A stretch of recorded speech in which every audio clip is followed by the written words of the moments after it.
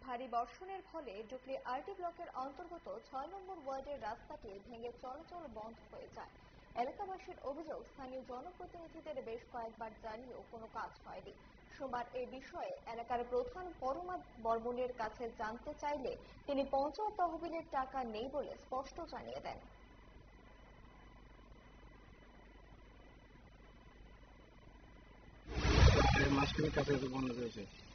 অঙ্গনবাড়ি বুঝতে পারছে না, এরা কোথায় তো মুখ বেঁধে নিয়েছে প্রথম দিন ধরে। আজকে না কালকে রোজা ফেলাম,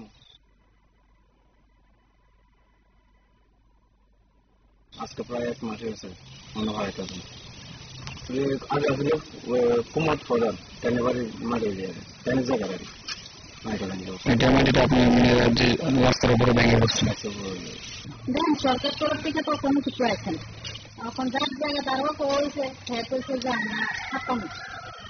আর বুঝেনি, একটা দরজার এলে দরজারের একটা হাজিরা আছে, স্পিকারের একটা হাজিরা আছে, এদিক করতে দেওয়া হইব। তারপরও কিছু কথাবার্তি কইয়া কালকে শুধু সর্বপূজা, কালকে পরের দিন মানে পরশু দিন ধরবো। পঞ্চায়েত ফান্ডে অত টাকা নাই যে করে সাময়িক কয়েক টাকা নেবে।